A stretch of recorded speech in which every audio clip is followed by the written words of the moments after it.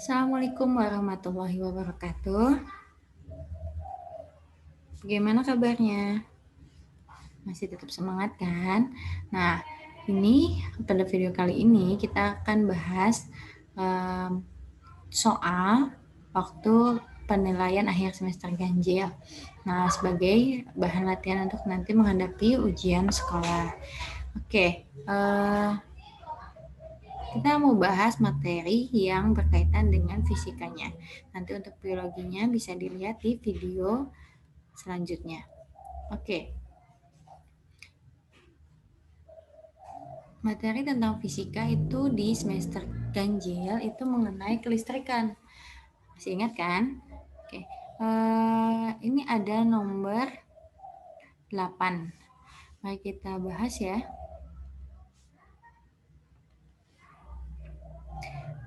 Berikut ini terdapat beberapa rangkaian listrik yang tertutup. Berarti maksudnya adalah dia mengalirkan listrik. Urutan rangkaian yang memiliki arus terbesar sampai terkecil, arus yang terbesar sampai yang terkecil. Oke, karena di sini kita punya hambatan. Kita punya tegangannya sama, sumber tegangannya sama. Kemudian ada tiga hambatan setiap rangkaiannya, cuman perbedaannya adalah pada susunan rangkaiannya aja. Yang ini dipasang paralel, yang kedua dipasang seri, kemudian yang ketiga adalah seri paralel. Nah, untuk menentukan arus, maka persamaan yang bisa kita pakai adalah persamaan Ohm, yaitu V sama dengan I dikalikan dengan R. Dari sini kita dapat bahwa I itu dikalikan dengan R, maka untuk mencari I adalah V dibagi dengan hambatan. Hambatan yang dimaksud di sini adalah hambatan total. Nah, R di sini adalah R total. Oke, maka dari itu karena tegangan setiap rangkaian itu sama, jadi kita cari hambatan totalnya. Maka ada hubungan antara I dan R. Hubungannya seperti apa? Ternyata I itu dari sini kita dapatkan bahwa I itu dia ternyata berbanding terbalik dengan hambatan. Jadi semakin besar hambatannya, maka arus yang terjadi itu akan semakin kecil. Maka kalau misalnya kita mau mencari arus terbesar, maka kita carilah hambatan yang paling kecil. Dan untuk mencari arus yang terkecil, maka kita cari hambatan yang terbesar. Oke, sekarang kita cari dengan menganggap R-nya sama aja untuk setiap hambatan. R-nya kita taruhlah, misal, kita pakai pemisalan, R-nya adalah 2 ohm. Nah, untuk rangkaian yang pertama, ini adalah paralel. Nah, untuk yang pertama, itu kita bisa cari rangkaian totalnya 1 per R total adalah 1 per 2, 2-nya 3, 1 per 2 ditambah 1 per 2. Maka hasilnya adalah, karena penyebutnya udah sama, maka tinggal kita jumlahkan pembilangnya 3 per 2. Atau R totalnya adalah, kita balik, menjadi 2 per 3 ohm. Ini untuk rangkaian yang pertama. Kemudian untuk rangkaian yang kedua, ini dipasang seri. Nah, maka rangkaian totalnya adalah, kalau seri kan tinggal ditambah 2 tambah 2 tambah 2. Maka hasilnya adalah 6 ohm. Oke, sekarang rangkaian yang ketiga. Rangkaian ketiga ini agak unik, soalnya dia seri paralel. Nah, yang dikerjakan terlebih dahulu adalah yang ini dulu, yang paralelnya dulu. Jadi yang ketiga, itu kita cari 1 per R paralelnya dulu, 1 per 2 ditambah 1 per 2. Maka hasilnya adalah 2 per 2. Atau dengan kata lain, R paralelnya adalah 1 ohm. Nah, sekarang kita serikan dengan ini. Maka R totalnya adalah sama dengan R seri. 1 ohm ditambah 2. Jadi hasilnya 3 ohm. Nah, barulah sekarang kita lihat mana yang R totalnya paling besar dan manakah R totalnya yang paling kecil. Untuk arus yang terbesar, maka kita cari R-nya yang paling kecil. Yang paling kecil adalah angka 1. Kemudian 3 ohm. Dan yang terkecil arusnya adalah 6 ohm. Jadi urutannya adalah 1, 3, dan 2. Jawabannya adalah B.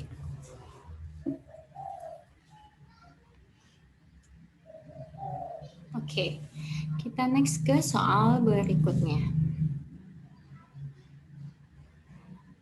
Dari soal ini kita punya gambar rangkaian di mana ada 3 buah lampu, kemudian ada 2 saklar, saklar 1 dan saklar yang kedua.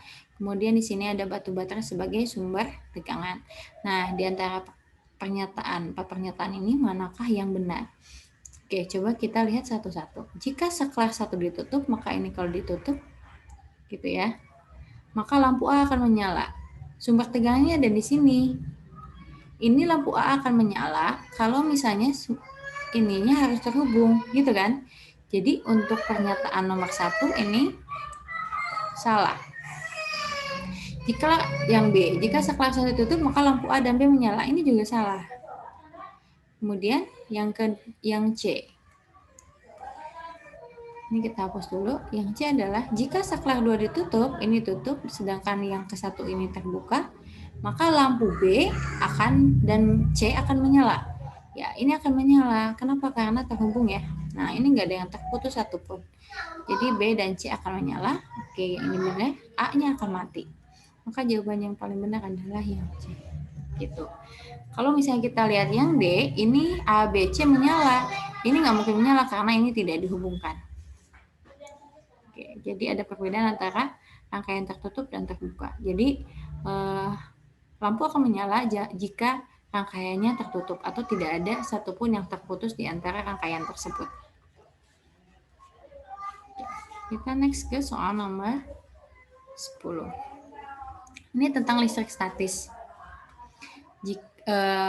Jika balon bermuatan netral digosokkan pada kain wol, maka subekan tisu akan dapat terangkat oleh balon tersebut. Hal ini terjadi karena jadi awal mulanya adalah balonnya netral, kemudian digosok ke kain wol. Yang akan terjadi adalah ini kita punya balon, gitu ya. Kita punya balon digosok ke kain. Maka yang akan terjadi adalah balon akan bermuatan negatif. Nah, gitu kan. Terus balon yang bermuatan negatif ini didekatkan kepada sobekan kertas. Maka dia akan saling tarik-menarik gitu. Akan menarik si kertas ini. Jadi akan terjadi karena muatan negatif dari kain wol berpindah ke balon. Oke.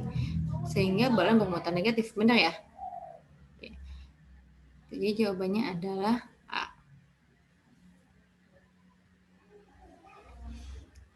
Oke, kita lanjutkan ke nomor 11. Muatan listrik. Berarti kita punya diketahui muatan listrik. Muatan listrik itu adalah Q. 6 mikrocoulomb. Nah, mikrocoulomb itu adalah 10 pangkat minus 6.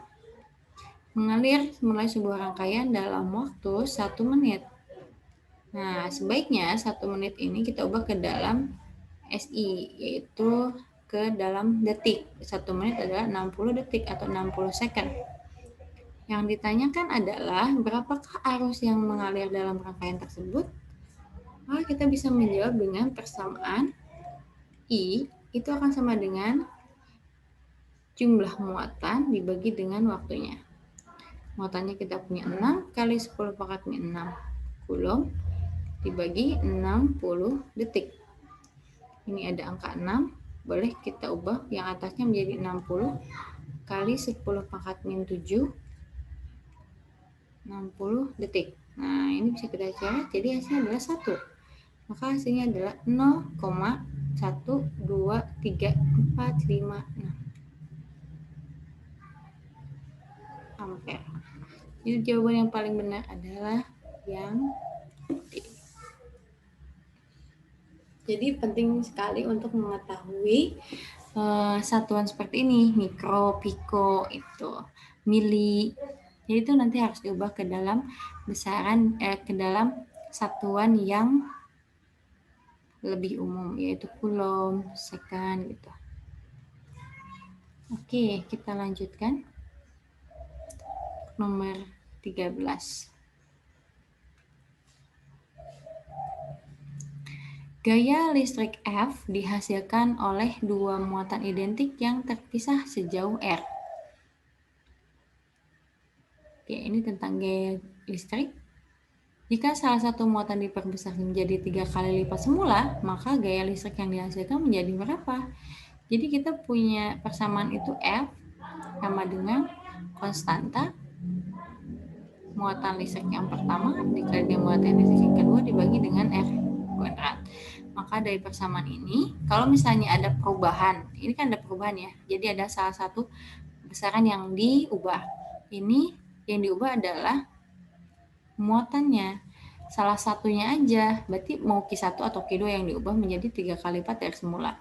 Jadi, kalau misalnya ini adalah F1, F1-nya adalah Q1 dikali Q2 dibagi R kuadrat, maka F2-nya berapa?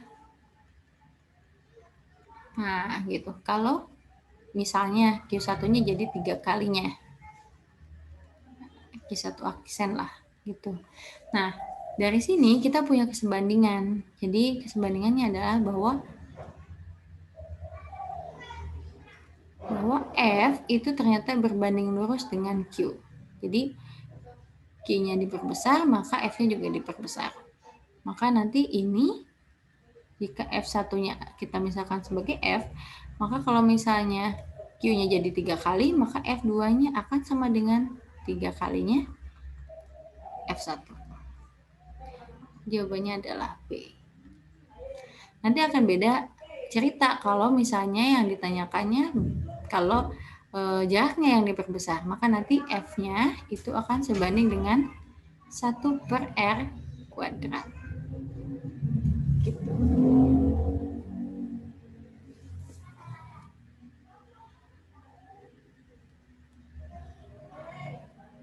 Oke, kita lanjutkan ke nomor 14. Sebuah rumah memiliki beberapa alat listrik. Alat listriknya ada lampu, TV, sama setrika. Lampunya ada 5, TV-nya 1, setrikanya ada 1. Ini juga ada waktu pemakaiannya. Nah, pertanyaannya, tentukan taksiran harga listrik yang harus dibayarkan dalam 1 bulan. Jika diketahui kalau 1 kWh-nya adalah Rp500. Nah, untuk menyelesaikan ini kita juga harus mengubahnya dalam kWh. Jadi alat-alat listrik ini kita hitung dalam kilowatt hour. Nah, caranya adalah kita kalikan saja. Jadi kalau tabel seperti ini sebenarnya gampang. Kita tinggal kalikan aja. Nah, gitu. Tinggal dikalikan. Apa yang dikalikan? Wattnya, jumlahnya, dan waktunya. Karena ininya dalam watt hour, berarti dalam jam. Gitu. Jadi kita kalikan saja. 20 kali 5 adalah 100. 100 kali 10, 1000. Watt hour. Nah, watt kali hour. 100 kali 1, 100 kali 5 jadi 500 watt hour. 250 kali 1 kali 1 ya jadinya 250. Maka kalau kita jumlahkan hasilnya adalah 0,57. Nah, 1750 watt hour. Ini kilowatt, berarti kita bagi 1000. Jadi hasilnya adalah 1,75 kilowatt. Nah, gitu. Kilowatt hour. Jadi tinggal kita kalikan saja, berarti 1,75 dikali dengan Rp500.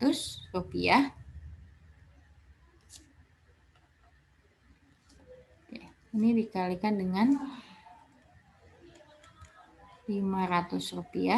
Kemudian dikalikan dengan 1 bulan itu berapa hari? 30 hari. Itu kan? Oke, sekarang kita tinggal kalikan saja.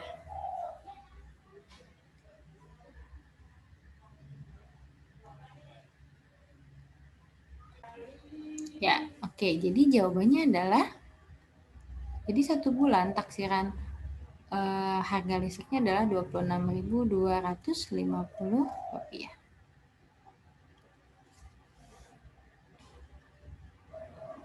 Oke, jadi seperti itu. Oke, kita maju lagi ke nomor berikutnya. Ini nomor terakhir ya.